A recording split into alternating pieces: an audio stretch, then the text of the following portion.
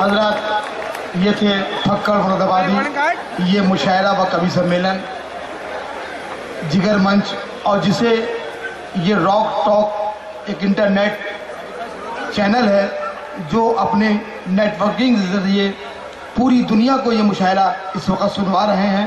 میں rock talk کی team کا خیر مقدم کرتا ہوں۔ حضرات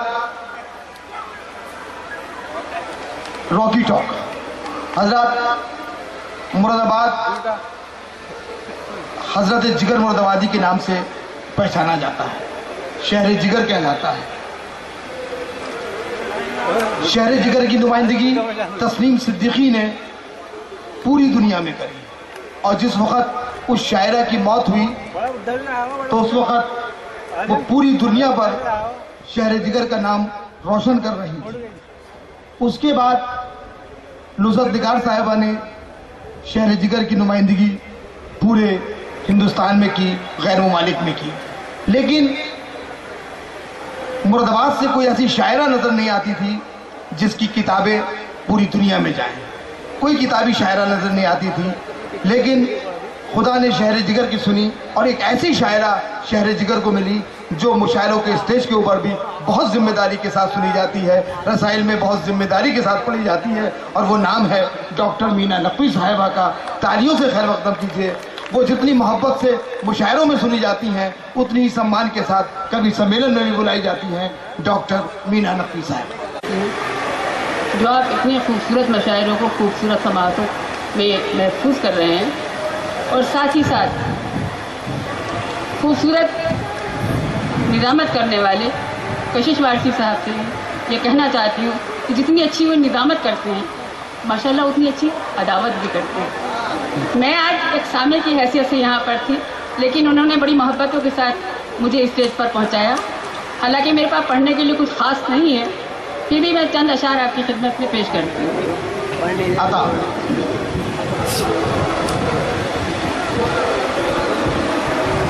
عرض کرتی ہوں، مختلف لوگ مختلف قومیں، مختلف لوگ مختلف قومیں وقت پر یک زبان رہتے ہیں، مختلف لوگ مختلف قومیں وقت پر یک زبان رہتے ہیں، اور رنگ جس میں دھنک کے بکھرے ہیں اس کو ہندوستان کہتے ہیں۔ مختلف لوگ مختلف قومیں وقت پر یک زبان رہتے ہیں، اور رنگ جس میں دھنک کے بکھرے ہیں اس کو ہندوستان کہتے ہیں۔ ایک مطلب شعر سنیے۔ عرض کرتی ہوں کہ کل جو ٹھوکر پر رکھتے تھے دولت کی دستاروں کو، کل جو ٹھوکر پر رکھتے تھے دولت کی دستاروں کو، اور شاہوں کی دہلیز پر بیٹھے دیکھا ان فنکاروں کو۔ کیا کہنے ہیں، واہ! کل جو ٹھوکر پر رکھتے تھے دولت کی دستاروں کو، اور شاہوں کی دہلیز پہ بیٹھے دیکھا ان فنکاروں کو۔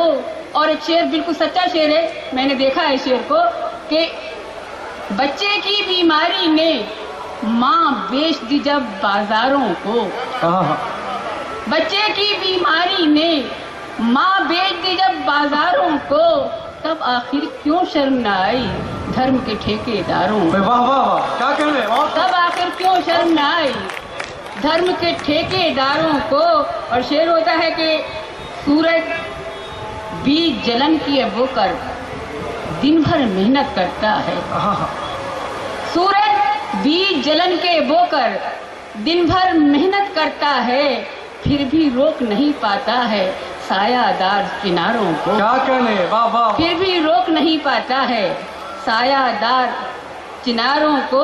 اور ایک مطلب شعر کہ خوشی سے اپنے دل کا خون جب 100 بار کرتی ہے، کیا کہنے، خوشی سے اپنے دل کا خون جب 100 بار کرتی ہے، تو شاخ ایک گل کو کھلنے کے لیے تیار کرتی ہے۔ واہ واہ واہ واہ! اور شعر سنیے، بہت کیا کہنے، کہا ہوا شعر، خاص طور سے توجہ چاہتی ہوں کہ خوشی سے اپنے دل کا خون جب 100 بار کرتی ہے تو شاخ گل کو کھلنے کے لیے تیار کرتی ہے، اور بہو زندہ جلا دی جاتی ہے اس بات کو سن کر، بہو زندہ جلا دی جاتی जाती है। इस बात को सुनकर मेरी मासूम बेटी शादी से इनकार करती है। वाह मेरी मासूम बेटी बाबा। शादी से इनकार करती है। और कशिश भारती कहाँ है? ताकि जा रहे हैं।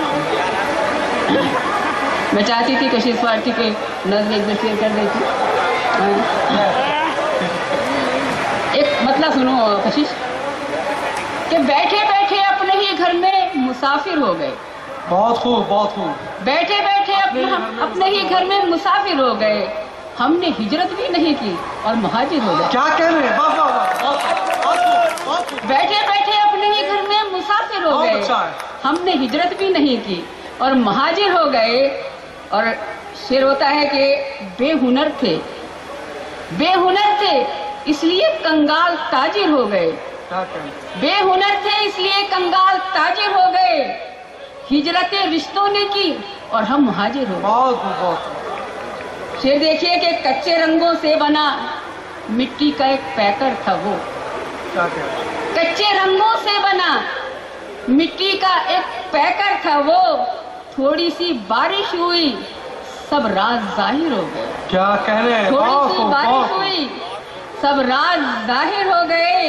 और दूर तक गर्दे सफर की आहटें खामोश थी। क्या कह रहे हैं? दूर तक गर्दे सफर की आहटें खामोश थी।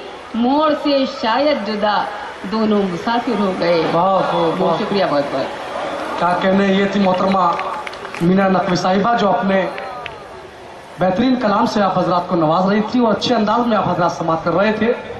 उनके अशार सुनने के बाद उनके अशार से मुझे हक परस्ती की और हक गोई की बू आ रही थी।